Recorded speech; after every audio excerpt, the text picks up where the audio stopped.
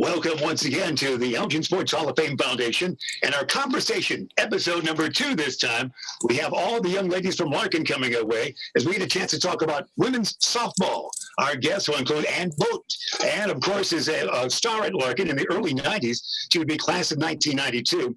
She went into the Hall just last year. She went on to star for Elgin Community College and also for Ben Judson College. We'll have some fun with her. Carrie Kerbert McClain, all the way from California in the 310 area code. We'll get a chance to hear from her from Oceanside, California. Carrie, a class of 91 for Larkin High. And also she went into the Hall in 2016, star at Larkin, of course, then went on to Northern Illinois University. And one of our favorites, Jennifer Haley, voted into the Hall in 2017, as you recall.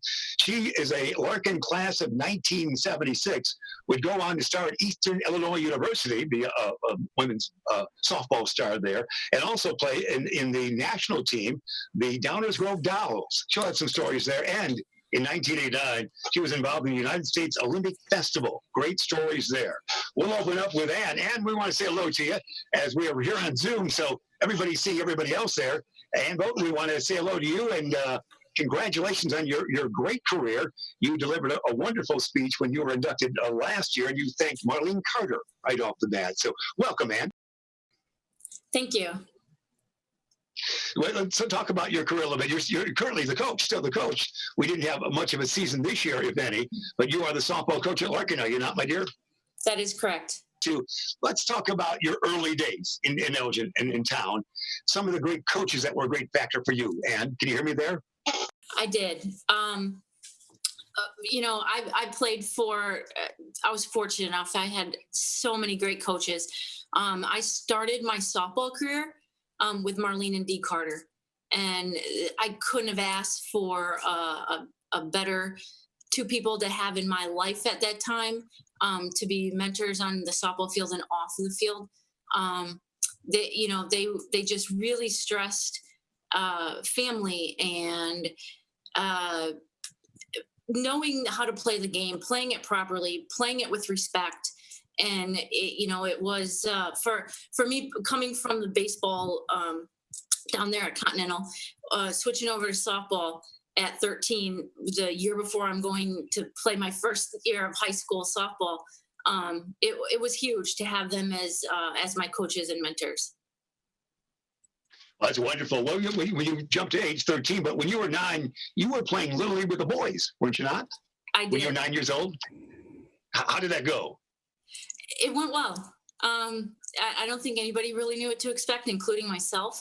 But I played for the Jets. My coach was Chuck Priscilla, and it was I had the time of my life. I had a great group of kids in the neighborhood, and there were a lot of boys, and they're like, "Well, you should just play baseball." I'm like, "Okay." I mean, I didn't really know any different. I didn't know that I'd be the only girl down there, and it was fun. I played baseball for 4 years, and then switched over because I knew those 90-foot bases were not going to be my friend if I kept playing baseball. So from age 9 to 12, you were playing with the boys, Little League ones? Yeah. Age 9 to 12? From like 1983 to 1986? Oh, that's gosh. Quite an accomplishment. Yeah, probably. Well, somewhere around that. Well, that's why, and you thanked when you had the speech of last year, you thanked your brother for always playing catch with you, did you not? Wasn't your brother playing catch? My brother's 10 years older than me. Well, 9. He'll get all fancy about that one.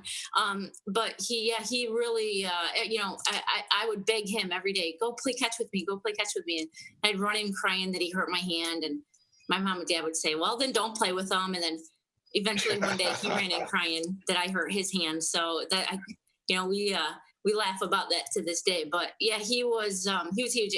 I would come home from practice and he would bring me back to the field, and he bought me my first set of catcher's gear. He was really a big impact in my practice. I practiced so much, and he was always there with me. That's wonderful. It's a wonderful story. Congratulate him for helping out that much. When you get to high school, talk about how that went for you at Larkin High School, coaching-wise and player-wise. Looking back, we had such an amazing group of girls. at Larkin High School. Obviously, Kerri, one of them. I played with Kerri for 3 years. And you just, we didn't know. I don't think we knew what we had. We had a great team. We had, the competition was solid throughout the Upstate 8. And as a coach now, you don't necessarily, it's not solid everywhere. And it was just really filled with great teams to play against, great people on the field to play with. I started at Larkin with Janet Nothnagel as my coach. She was pregnant that year, had a baby, and didn't come back, and then finished my last 3 years with Dale Shaber. Both of those coaches were huge role models for me, taught me so much about the game. Really, really gave me an opportunity to be a leader, and it, put a little bit of responsibility on me. When maybe the shy kid didn't really want it, I took it, and I'm thankful that they gave me that opportunity. Well, you had a chance to play short and catch a little bit, did you not? Didn't you? Those two unique positions. I did. I was a shortstop when baseball, and then my first few years of softball. And when at Larkin, my first game, I was I think I actually played third base for a JV. And then the next day I got called in, and they said our catcher tore her rotator cuff, and we're going to move you up. Have you ever caught before? I'm like, yeah, when I was 9, I caught a couple games. And they're like, oh yeah, you'll do fine then. So I ended up catching a doubleheader against Dundee Crown for my first varsity start. And I woke up the next morning and couldn't walk. I hadn't caught a whole lot. So. Oh, that's it. But that's a great story. Had a lot of fun and a lot of success behind the plate. Stayed there for 3 years, and then wind my way. I think once Kerber left, I got to play some shortstop. So I wind my way into the shortstop position my senior year, and then I ended up playing short in college as well. Wonderful. Take that, California Kerber. Yeah, that was wonderful. Never say no to any position. That's what we learned, wasn't that right, Ann? Can you catch? Sure, maybe. That was your spirit, wasn't it? Yes. Let's talk about some of the matchups, Elgin against Larkin. Some of those rivalries. Can you mention any names? Anything that might come off the top of your head? Yeah. In those early Jenny 90s? Parks, Jamie Skursky, Jenny Kiefer. Those girls on the other side of town ended up being our teammates in the summer. Mm-hmm. So the rivalry was amazing. I try to explain it to my girls now at Larkin, and I'm like, I think you guys get it a little bit, but I don't think you get it all the way. Elgin used to walk up with their boombox. That probably dates me calling it a boombox, but and they would play "We Are the Champions," and it would light us up. We were like, okay, we are ready for you guys now. And it was fun over the years to get to know them a little bit better. And it was always such a big day. We all look forward to it. I wish it was a little bit more now. It's I don't know if it's the travel teams that they kind of all play together all the time anyway. But we had a little rivalry going prior to really knowing them, and then we got to know them. So it was fun. That sounds exciting. We'll have Jennifer Haley sing "We Are the Champions" a little bit later on in our Zoom cast here. She's promised to do that. Those are great stories. Hey, you played in one of the great All-Star games, the Super 60. I had the honor of doing that game with the men involved with that a few years ago. That was a great All-Star game, wasn't it? That Super 60, great talent from all over our area. Yeah, that was, I actually caught Amber Podlesny, and I think she ended up pitching for DePaul for 4 years, and I got behind the plate. I suited up, and I'm like, okay, we have some pretty good pitchers at Larkin. I can do this. And I played short all year, but they put me in behind the plate. And I didn't even know what I was getting myself into. Holy cow. This is the best pitcher I've ever caught in my life. And I'm in this Super 60 game. But yeah, that was fun. I talk about really some of the most talented players in Illinois. It was a great experience. It's lucky you could catch. Seems like catching became a very versatile performance level for you. Is there a catcher here? You always raised your hand, didn't you? At least if we need be. That's great. Congratulations, Ann. You ended up at ECC. Tell me about those days at Elgin Community College. ECC was, man, it was such a pivotal point in my life. I played basketball there as well as softball. I had the most phenomenal coaches at ECC. And, that was, it was like my last choice. I thought I was going to Northern. It didn't work out. And I ended up at ECC. And it was like, this was July that I said, okay, I'm going to go to ECC in August. And as I think as bummed out as I was at that moment, that was the best decision of my life. I had 2 great years there, both playing both basketball and softball. Great teammates, some of the best friends that I still associate to this day. It was definitely what I needed as a player and as a person at that point, and ended up playing at Judson and graduating college. And I graduated in December from Judson, started coaching at ECC in January. So I was just super blessed with a great coaching job right away. Stayed there for 14 years and loved every minute of it. Wonderful. Yeah, you're Judson. You still the school record batting average 524. Do you still hold that mark at Judson, then college, now university? Is that still yours? I think so. So here's the deal. We only played, I think we played maybe 35 games, right? So these girls are playing, I don't know, what are they playing, Ben? Like 60, 70 games? They're playing a ton of games. So my batting average seems almost unfair there because these girls are getting a ton more at bats than I got, but I'll take it. If it's still the record, I'll take it. And who's your coach at Judson? Who was your coaching factor at Judson College? My coach was Rick Eddy. Rick was such a great guy, patient and kind, and pushed us to work hard, but always kept a little bit more of a laid back atmosphere. It was kind of when I played at Judson, it was on like the upward direction as far as softball goes, and I feel like every year they just got better and better, and they've had some really great seasons in the past few years.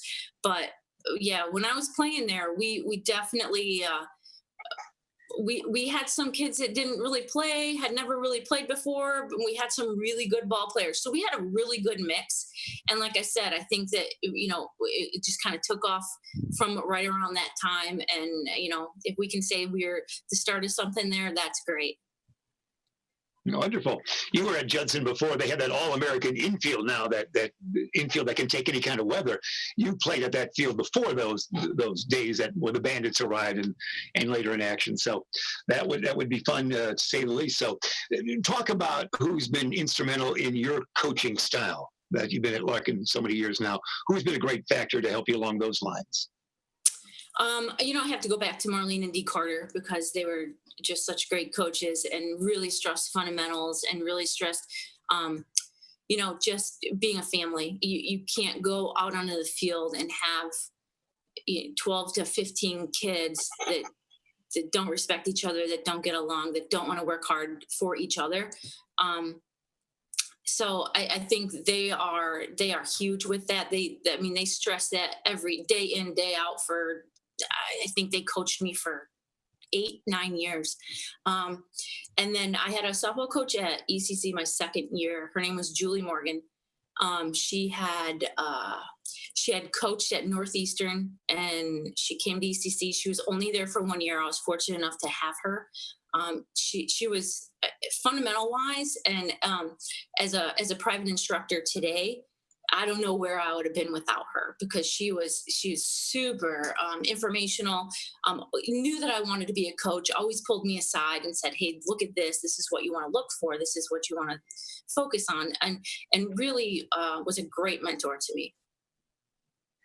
Wonderful. Did we leave any names out? You like to mention everybody. Did we forget anybody that we haven't talked about that was instrumental in your life and career? Gosh, Anybody else? Every person on my list, I think we've hit today. Wonderful. I'm sure Well, you're there's so dismissed many then. more out there, but let me just tell you, every coach that I've ever had has made an impact on my life, and I think that's why I enjoyed coaching so much, because whether you win games, lose games, whether you win a championship or just have an average season, I think that what a coach can do for a person, a player, a team, you can make a big impact on some kids' lives, and sometimes you don't even know you're doing it. So. Good stuff. Wonderful. We're so proud of you. Congratulations on your great career, and you're still at Larkin. That's got to be nice for you, isn't it? Still great to be at Larkin. It is. It's great to be at Larkin. All right. We have the same thoughts right there. Well, and we appreciate that, and we appreciate that. Settle back in, because we're going to, through the magic of Zoom, we're going to travel out to California. Can we do that? We're going to go out to Oceanside, California, where Carrie Kerbert McClain is enjoying the dinner hour. Carrie, how are you in sunny California? I'm great. Hello. Hello. Wonderful. This is more long. I don't make long distance phone calls this far away, so this is great here on Zoom. Tell me, you played a couple of seasons with Ann. Any quick stories you can tell us right off the bat, you and Ann together?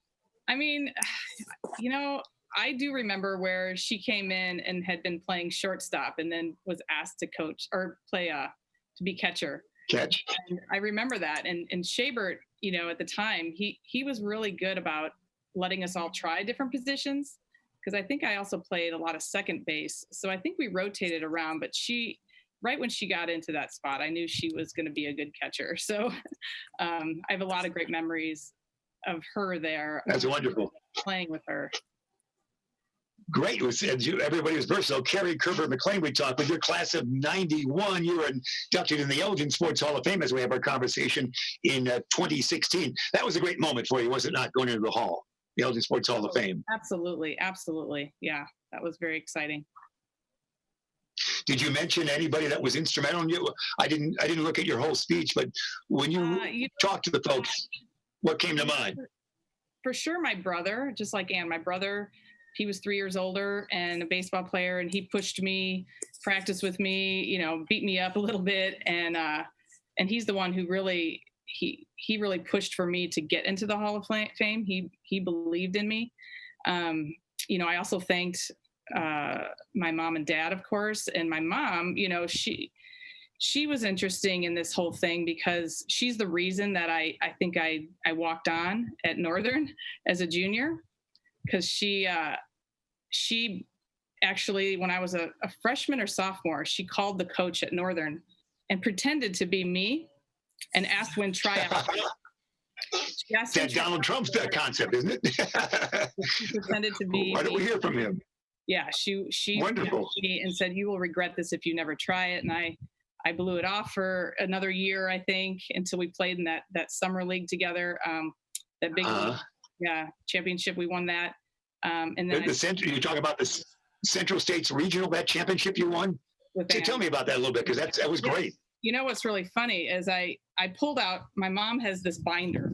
Look at this. Oh my heavens, we got props. Wonderful. We'll look at your pictures in a while.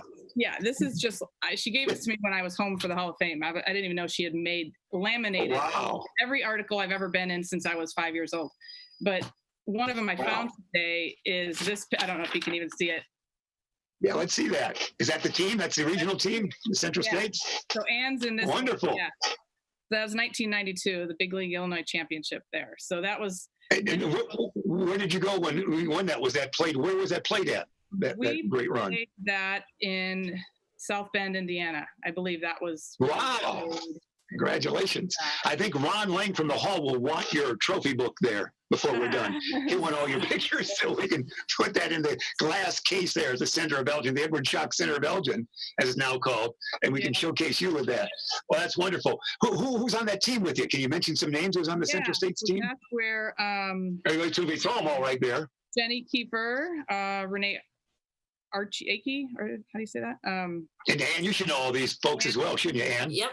Heather Schultz, Ingrid, Stephanie Eaton, Amber Wenzel, Stephanie Thompson, Jamie Skursky, Shelly Peters. Yeah, I mean, just great names. Group. That's along that in your high school days and your young days. Who was a key coach in your young softball days? So my young days, it was my mom. She coached me for several years when I was, I think, in either t-ball with playing with the boys, and then into my early stage of softball years, she coached me.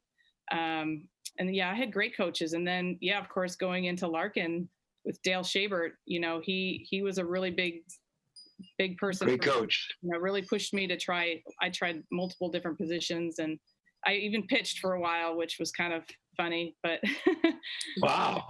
you know, Ann would catch for me. Like Ann? Yeah, when we need to catch her, we always call Ann. She's always got that number, 1-800-CATCH.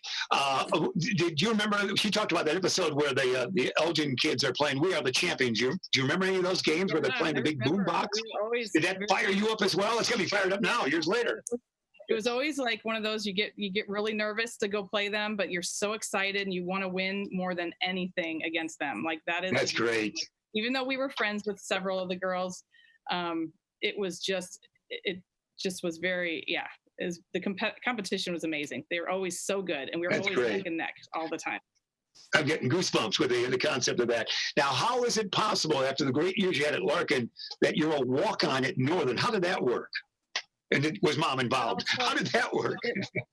Well, yeah. So after I played that summer league in '92, I'd already taken 2 years off, freshman and sophomore year, and then I played that summer. I don't remember who convinced me. Probably Stephanie Thompson convinced me to play, and we did so well, and the spark came back, and I just got that excitement to want to play again. I'd gone to a couple of the Northern games and watched some of the games my freshman year and thought I could do that. I could keep up. And so I didn't tell my mom. I didn't tell anybody. I just showed up for practice. It was a 2-week tryout and just gave it a shot, thinking I'll regret it if I don't. If I don't make it, that's okay. And ended up being the best time of my life. So at Northern, you took a couple years off. Did you go in there as a junior or a sophomore to Northern Illinois? As a junior. I walked on as a junior. Junior, okay. So you had be there for 5 years, I think. I already knew that. So so 2 full seasons. So you're able to come back. So you're playing after being in high school, like in the '91 season. You're playing there like in '94-ish. Is that right? I walked on as it'd have been '93, the fall of '93. '93-ish. Yeah. But you hadn't lost any skills because you had the summer preparation, didn't you? I had the summer preparation, and then I just took the 2 weeks of trying out to see what would happen. And just it was hard because they already had an infield. They were established as an infield. I'd never played any other position but short, second. So they said, well, I think we'll keep you, but we don't have a spot for you except we want to try the outfield. And I was like, okay, let's do it. So did you end up in right field? Where'd you end up? So I ended up in right field center? Yeah, they had already recruited 2 right fielders. Wow. So we rotated, the 3 of us rotated throughout the fall season. And I had a fantastic weekend tournament and never left that spot again, except for times. So you played every game and it was a great successful run at Northern, was it not? Yeah, absolutely. Yeah, I walked on and then ended up with, a full scholarship by the second year. And you're actually the conference player of the year, is that right? Conference player of the year? Yes. Yep. In '96. All right. Is that your dog calling you in the background there? Is that a pooch? Neighbor dog. A neighborhood pooch? A neighbor dog's excited about her career, and the dog can't believe you didn't have a full scholarship in Northern Illinois. That's what it's all about. Talk about some of the other folks that were Mom right there for you and Coach Shabert. Who else was involved in your development of your career? My parents, but when I got to college, it was the coaches I had there were so beyond anything I could have dreamed of. Dee Abrahamson and Donna Martin and Carla Marchetti, they were so good and they were so patient and teaching me and just putting me in that more of a leadership position where they called me the silent leader because I was fairly quiet, but they just had, they knew I could do it. And so they challenged me a lot and made me uncomfortable sometimes by making me, push a little harder and practice a little more. So they always were very positive. Certainly they know that you'd be versatile and would play any position and can do anything. So that's got to be a great aspect for the coaches say we can pencil you in somewhere. That's wonderful. How did you end up out in Oceanside, California? So in 2003, I had my stepfamily, stepsister and stepbrother that lived out here in Hermosa Beach, and I had been visiting them, and it was a perfect time in my life where my job was willing to transfer me out here to do pharmaceutical sales, and they transferred me out. So I said, I'll take this opportunity to go, thinking I wouldn't last very long and get homesick. But I absolutely fell in love with the beach and beach volleyball and the lifestyle here, and it's hard to Wonderful. leave.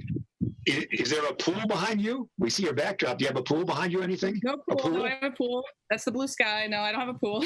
Yeah. So, but you miss Elgin. You come back a lot to see everybody, don't you? You come back a lot.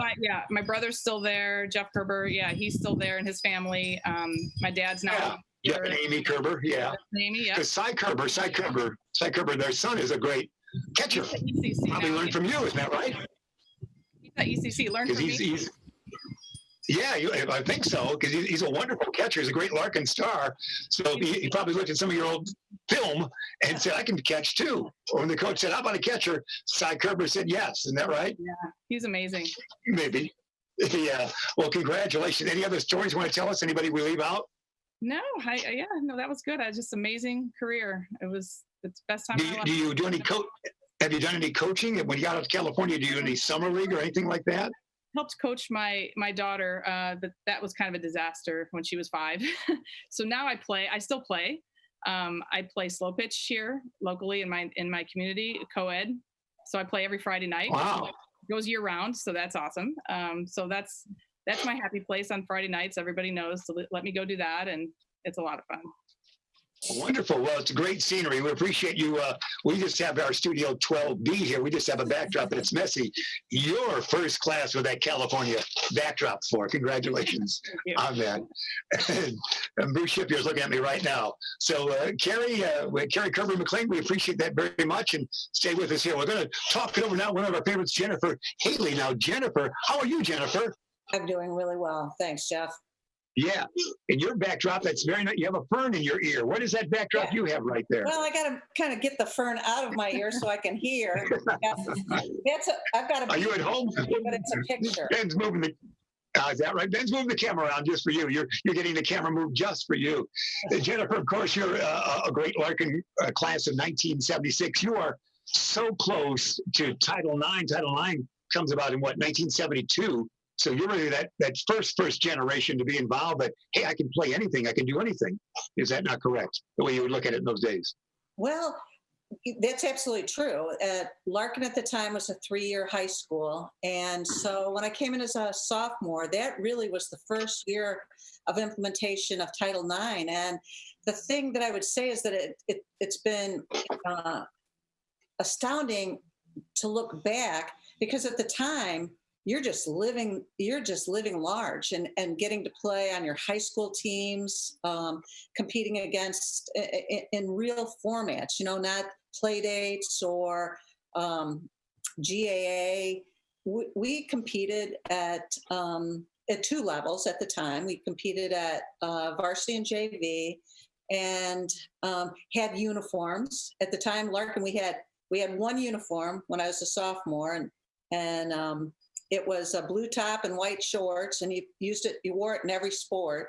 But we didn't care about any of that because we were getting really a shot to compete. And prior to that, much of what I did, it kind of rings true with Kerri and Ann as well, as the neighborhood was really formative for me. And I can tell you, I didn't play league softball until I was in high school, just because, and through the efforts of Vic Massey, getting a girls softball league going and in-house. There was no travel league, and getting a girls softball league, and we put together a group of really good athletes, and we had one of our parents sponsored the team, and we actually had T-shirts. We thought we were living large, because when I was growing up, then the boys in the neighborhood that I would play with, and we would play baseball, football, hockey. Didn't matter what it was, golf, tennis. They would then every summer evening they'd go to Little League practice, And, then I'd be there and I'd have to get my mom to come out and play catch, or my dad, if he was home, to come out, because we just didn't have Right. any opportunities. So I really appreciate, they talk about these formative leads and making that jump and getting to play Little League Baseball. I don't, Oh, incredible. but that was a critical step to get to be able to do that, because we didn't have it available. So That's wonderful. Did you not tell the story when you're inducted into the Hall back in 2017 that you would go watch the boys play Little League Baseball and then you'd force mom to hit 100 ground balls that night? Isn't that story you told? I would. I'd go and I'd be just I can't because fall behind the boys, you said. and they had nice uniforms, and so we'd come back, and if my dad would have passing league, or if he wasn't home, my mother was never one to say, "Well, wait till your father gets home." She'd get there, and she didn't have quite the arm my dad had, but she was darn good. She and I now are in the Hall of Fame, so I got her name on the back. Yeah, wonderful. Oh, that's a great story. She had a weak arm, or she would have also played that championship team. My dad had it. My dad and we played catch, and my hand would burn. Well, but he did it on purpose. He wanted. yeah. My hand did never burn when my mom played catch with me, but I still got the reps, so it was all good. Well, Dad's got some minor league baseball in his career, doesn't he? Dad tells a great story. Your dad tells a great story where he's in, I think, St. Joseph, Missouri, and there's this young kid's trying to make the team, and he's saying, he's getting in conversation from other folks saying, "Hey, why don't you go to college? Don't do this. Go to college." And Dad says, "No, stay here and play." That young man, if I remember the story correctly, was Mickey Mantle. That's the story Dad would tell. He had, and Whitey Ford. He had a lot of encounters at a very young age. That they went from being a great local athlete to they jumped into the minor leagues, and it was different now than many paths to the majors through professional baseball through college, but it wasn't quite that same way. But yeah, a lot of great experiences, and he didn't really share those at all. But he was not usually the center of his conversation when we were at home. He would be telling us, "You get out there and get 100 more," and you're just like, "All right," so that I can play with the boys in the street the next day. But yeah, That's wonderful. It was a great. And Dad told us, I think, that he's in high school in an All-Star game, and the 44 World Series, the Browns against the Cardinals, is going on in St. Louis. He figures out a way to get some tickets and go to the World Series. Yeah, Dad tells that story. Yeah, basically, they sneak in, or do you get tickets? He's got a lot of those. Yes, he does. Oh, he does. Every time we have the golfing event, your dad tells great stories. Of course, the legend that he is tells all those wonderful stories. When he could drop a name like Mickey Mantle or something like, "Kids, stay in the game. You'll be all right, Mick. Hey, don't drink as much as you should." Some great names to drop in for women too. Some iconic stories too, and that's what we were raised to. You know what? Support yourself, support the people around you, and work hard. Be the first one in, the last one out. Care about your teammates. I really appreciate Ann's statements that you make your team your family for the day. And yeah, that's great for coaching ability to bring that along as well. Now, you at your induction ceremony in 2017 talked about head coach Mary O'Brien. Did you not? Oh, absolutely. Tell me what she meant to you. I've been so blessed to have, really, with women getting a foothold in competitive sports, to have at Larkin such a wonderful, dedicated staff. And, I was fortunate too, in many ways, that in my high school career, Mary and Laura Thielen, and to be coached by women. And that was really something too, because, I'd been around. Larkin was like a family member to us growing up. And, and I saw lots of great coaches coaching other people, the football team, and my dad coached baseball. I saw a lot of that, but to step into Larkin and have just these first-rate women coaches that taught more than just skill to win. They taught those lessons of perseverance and hard work, and Mary is the master at. Growing up, or when I was at Larkin, I thought Mary was a basketball mastermind. it was the first, we won in basketball, we won the first girls conference title, and it was in basketball, and Mary O'Brien was the coach. And many years later, we've had these conversations and thanked her for all her, she was a masterful coach.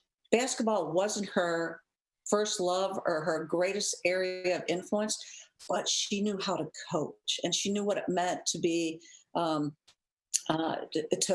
teach, and to teach to get better and better and to be your best self, rather than, she had the art and the science down. And I've been fortunate in my career to have many coaches like that.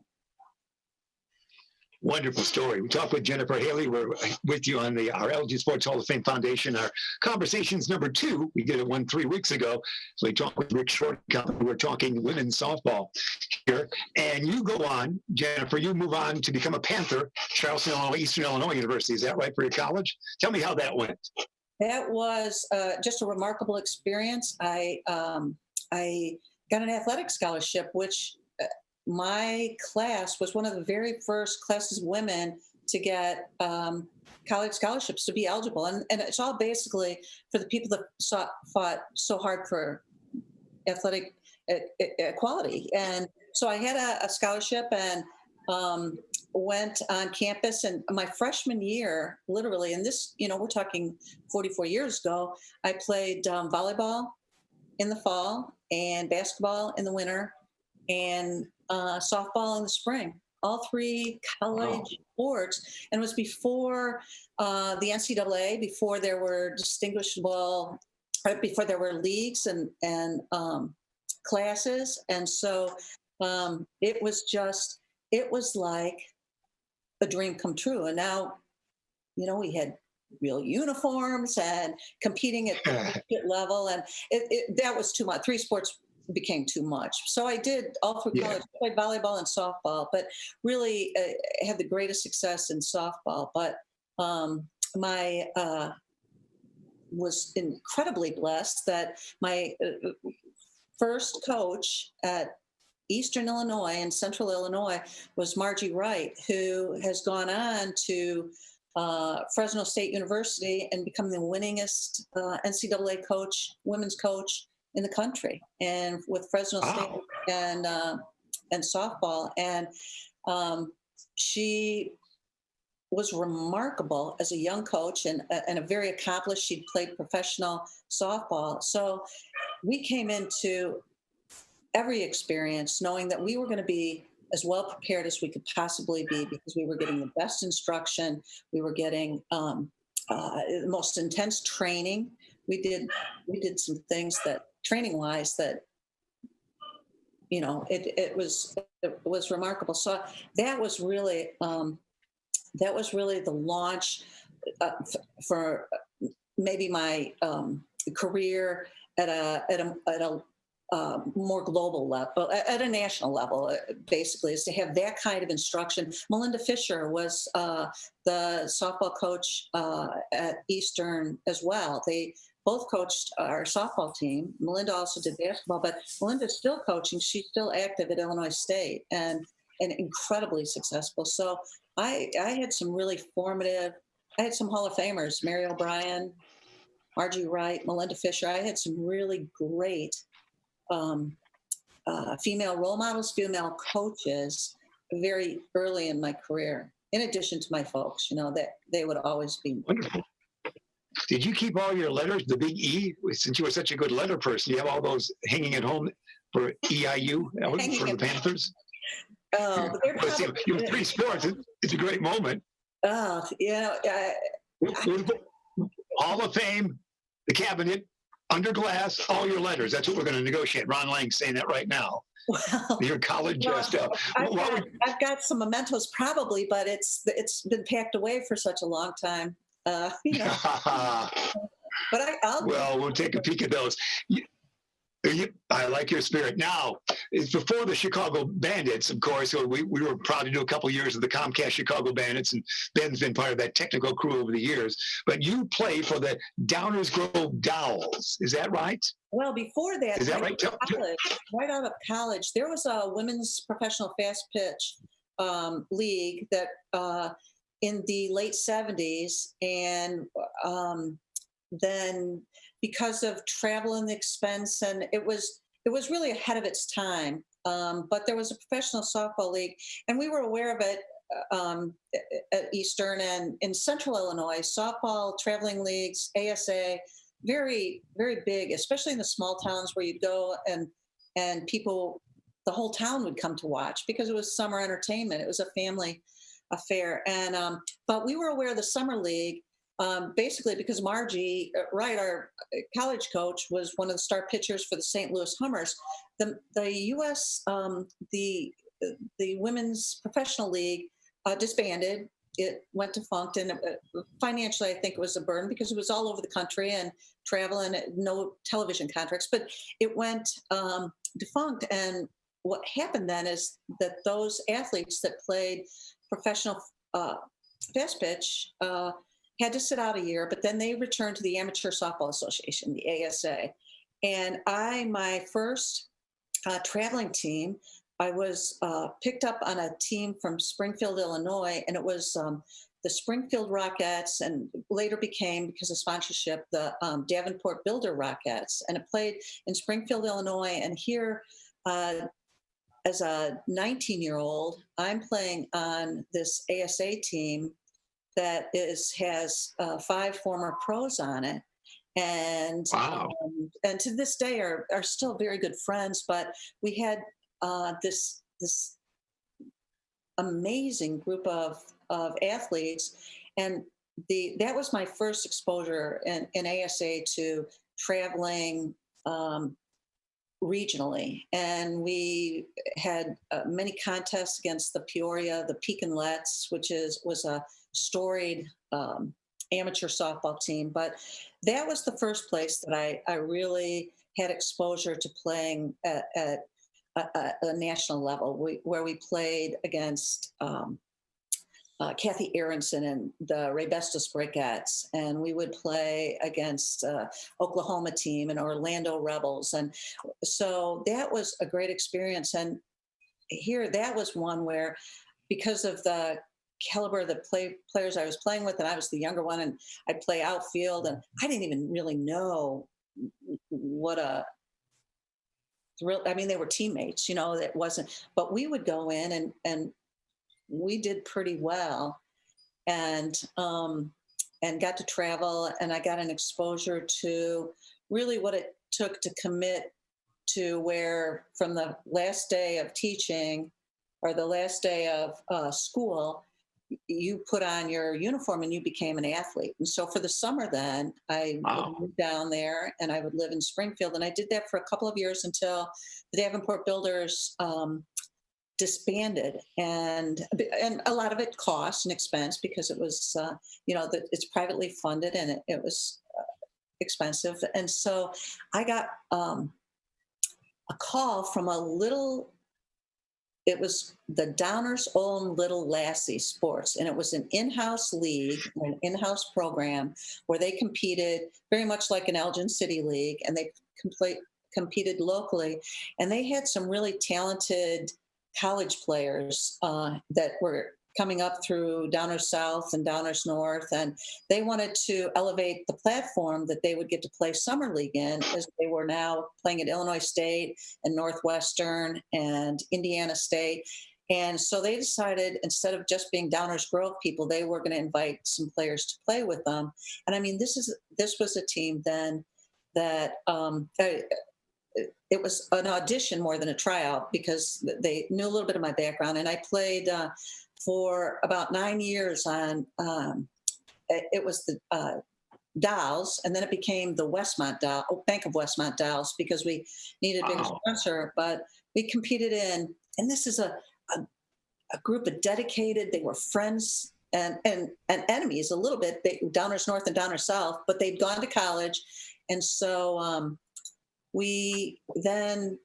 they invited some outsiders in that didn't live in Downers Grove, and we competed at this, and we started doing pretty well. And we ended up competing in 4 national tournaments, and in that time we finished 4th in the nation 2 different times. Wow. With completely different groups of teammates, and it was a great program. But it was we were definitely the David and Goliath story. You know, we would come in and compete against Orlando Rebels. Dot Richardson was their shortstop at the national tournament. And when they drew for this little Illinois team in the national tournament, first round, opening round, they do a ceremony and they draw who will play against who. And the Downers Grove Dolls picked the Orlando Rebels, and people actually kind of laughed. And we ended up beating them. I probably shouldn't say this, but Dot Richardson takes a ball we had a runner on base, takes a ball and throws it over the first baseman, and it landed in a garbage can. So my heavens. We beat them 1-0. Thanks, Dot. Oh, these stories. I actually lived in Downers Grove from age 1 to 6. I lived on Washington Street and went to Lincoln School in Downers Grove. So that's my Downers Grove background there. That's great stories. Did we leave anything out? We're at the 45-minute mark. I wanted to mention Ann can join us as well. Hannah Perryman, of course, went on to play in the fast pitch league, the professional league with Akron. And she was in Elgin, class of 2012. You remember Hannah, don't you, Ann? Yeah, amazing. And we played Elgin down at Judson College, and she pitched. They ended up beating us 1-0. That was the first game I ever coached against Elgin. And Perryman, she struck out 16, and then she hit the home run in the 8th inning to win the game. Wow. Yeah, we were there when against her 300th career strikeout or season strikeout in 2012 came against Larkin, but Roger Smithburg's youngster got a hit off of Hannah Perryman. That was it. Yeah. Quite a moment in 2012. Yeah, it was quite a moment. We were there for that day. Did we leave any stories out? We're at the 45-minute mark. We can hear stories from you, Ann, or Kerri, or Jennifer. Did we leave anything out? Anything else we want to tell the folks here on our special edition of the Elgin Sports Hall of Fame Foundation Conversation, Episode 2? Anything, kids? Any coach you want to mention? Any California sites for you, Kerri? Go ahead, Jennifer. Can I mention, thank you for doing this. It is so nice, Jeff, and that you and Ben are working together to put this together. And I said to have stories that girls can follow and to look up. And I've received personally a lot of positive feedback, because, that at first my heroes were Ron Santo and they were the great Bart Starr, the great male athletes. And it's nice to be able to highlight women's experiences too. And you do such a great job of that. And I appreciate it. The Hall of Fame has been just amazing in terms of scholarship work. And this is, it's been a lot of fun. Thank you. Mm-hmm. Oh, we're delighted. We appreciate all your great help and working with the Elgin Sports Hall of Fame, and Ben, and also Bruce Shipyard here is just wonderful for us. Any other stories? Kerri, you got a story for us? A California story? You're in the shade now. You realize that. Sunny California is now a shadow. The sun's coming right at us now. No, I just have to say I miss baseball right now. I mean, the Padres here. Yeah. But yeah, they're not so great. But I really do miss going to baseball. Yeah, there's no question about that. And we're right aboard with you on that, Kerri. Kerri Kerbert, McClain, we appreciate that. And any other stories for us? I second what Jennifer said. Thank you guys so much for putting this all together and getting us all together. I'm honored to be part of this with Kerri and Jennifer, and thank you guys so much. Yeah. And thank you for being such a major part as far as the kids' lives and the great coaching that you've done. And it's just wonderful that the great career you've had coaching at Larkin, and we love to see you in action when you're coaching. Thanks, Ann. Jennifer, you pretty much wrapped it up earlier. Any other final thoughts for us? Ben's saying we better get moving, but Ben Erickson is always saying something like that. If we have any more stories, we'll squeeze them on right now. But again, we appreciate that. I do expect you to find those EIU, that big E, from your college days, and that's going to go right in that case at the Edward Schock Center of Elgin, and Ron Lang will put it back there or hang it in the rafters, something like that. I am going to look right now, and you are going to be, I'll be delivering them as soon as the center is fully open and going forward. Because it's wonderful memories. Wonderful memories. Wonderful. We'll just claim the E is for Elgin. Don't tell anybody that, okay? Oh, wait a minute. And, Eastern Illinois. What's that? It's royal blue. You know, Eastern Illinois Panthers, we go royal blue. There you have it. That's our discussion. We're not playing baseball, Kerri, but we can talk about royal blue and Eastern.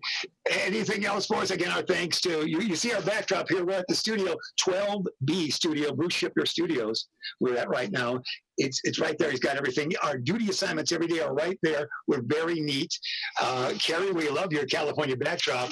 We are going to superimpose that now, my backdrop for the rest of the shows we do, okay? We're going to use your California backdrop. If you okay that. I'm documenting the pandemic, so let me get... Oh, my heavens. I'll get out of the way. Take that picture, yeah. The Studio 12B, when we worked at Jones Intercable, we had Studio 12D, so Ben, using the history of the 12 reference, don't tell anybody, but 12D Studio was actually my shoe size. That's how we named Studio 12D. 12B is for Bruce Shipper, and that's too much inside information. Unless it is. Ben saying, let's get out of here now. We appreciate it. It's been great for us to chat with you kids, Jennifer and Kerri and Ann. We appreciate that. And congratulations on all your great work. Thank you. All right. Thank you. And we'll see you around the Elgin Sports Hall. You'll get back. Kerri, you're going to get back this. Are you coming back for the golf tournament if it happens? Yeah. Are you coming back for November? You're coming back in November? I'll plan that. All right. Put it on the calendar. And we always see you in November, and we know that. Jennifer, we see you every time we see Mickey Mantle card. We see you. So I know we're right there. And all right. And our thanks to Ben Erickson, who's done wonderful work with Beacon Academy, and also Bruce Shipper for his help. As again, we call this the Elgin Sports Hall of Fame Foundation Conversation. This has been episode number 2 for the crew. I'm Jeff Myers. Thanks for watching.